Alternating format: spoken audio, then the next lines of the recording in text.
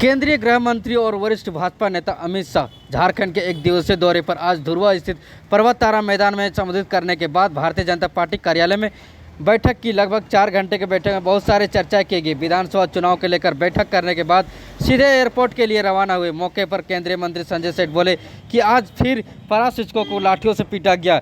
कल की घटना और आज की घटना आप लाठी के बल पर और बल्ब के दबाना चाहते हैं। हिंदुस्तान की पहली घटना होगी कि पुलिस ने पुलिस को पीटा। मुख्यमंत्री आवास के सामने इतने दिनों रात दिन बैठे हुए हैं, क्या उनको सूझा नहीं? यह सरकार मदहोश है। सरकार जब कोई मदहोश में रहता है तो पागलपन चढ़ता है, तो उनका विनाश तय है। क्या कुछ का सुनिए। कार्रवाई कल और आज भी हुई।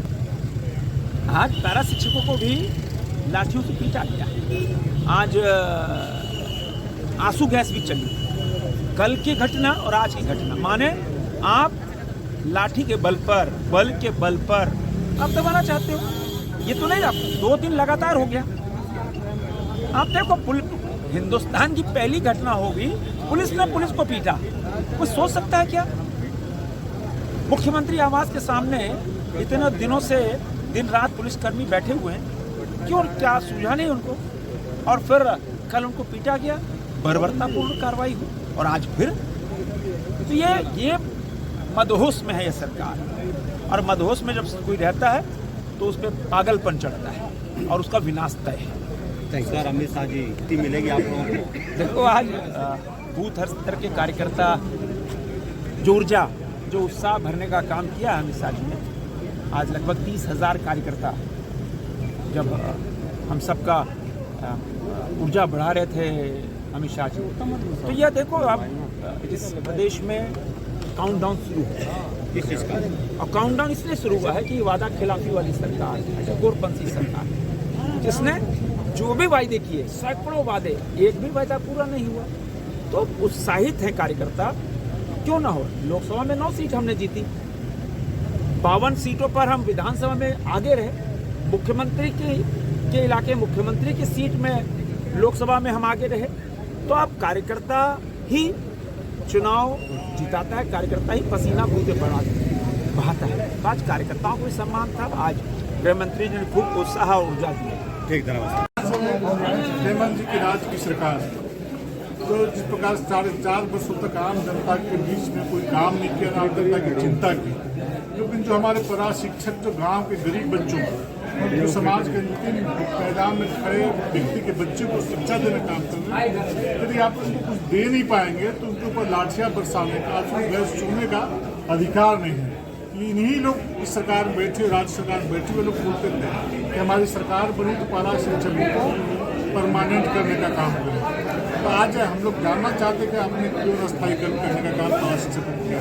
अभी कब तक झारखंड के युवाओं को लोभ और लालच देकर ठगते रहेंगे? आपने कहा है विभिन्न समाचार पत्रों के माध्यम से, आप लोगों के माध्यम से, कि हम इनको अस्थायीकरण करेंगे।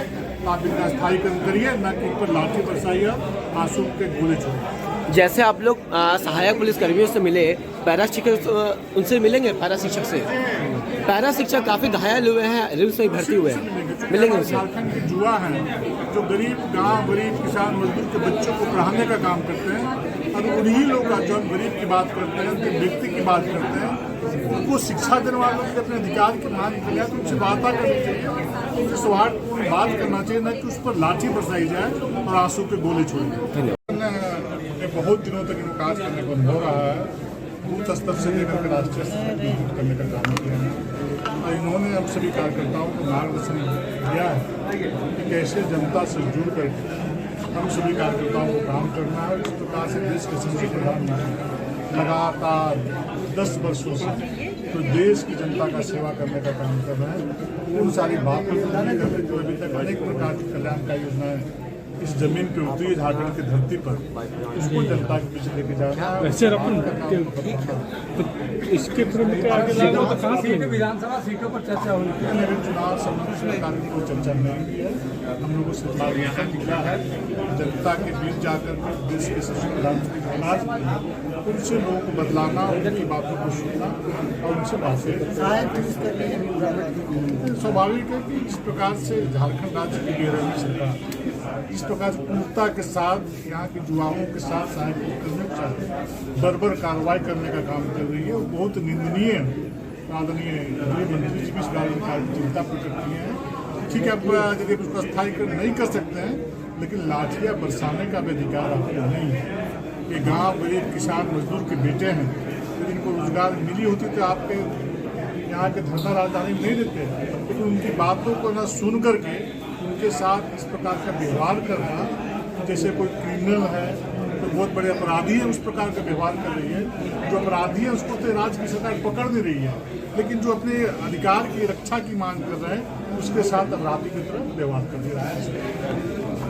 सर कुछ पैरा शिक्षक ठोस कार्य योजना के साथ उन्होंने हम सबका मार्गदर्शन किया और आने वाला समय में जोश और उत्साह के साथ भारतीय जनता पार्टी के कार्यकर्ता जनता के बीच में जाने वाले हैं। सड़क पर संघर्ष इनके कारगुजारी है। जो वादे नारे देकर के सत्ता में आए थे, वो जनता के बीच में जाकर के उन वादा नारों के साथ जनता के बीच में हम ये सवाल पूछने वाले हैं और संघर्ष के साथ हम अपने प्रभाव क्षमता को और व्यापक बनाते हुए, समाहित करते हुए आने वाला समय में विजय संकल्प के भाव के साथ हम विधानसभा चुनाव में जाने वाले हैं।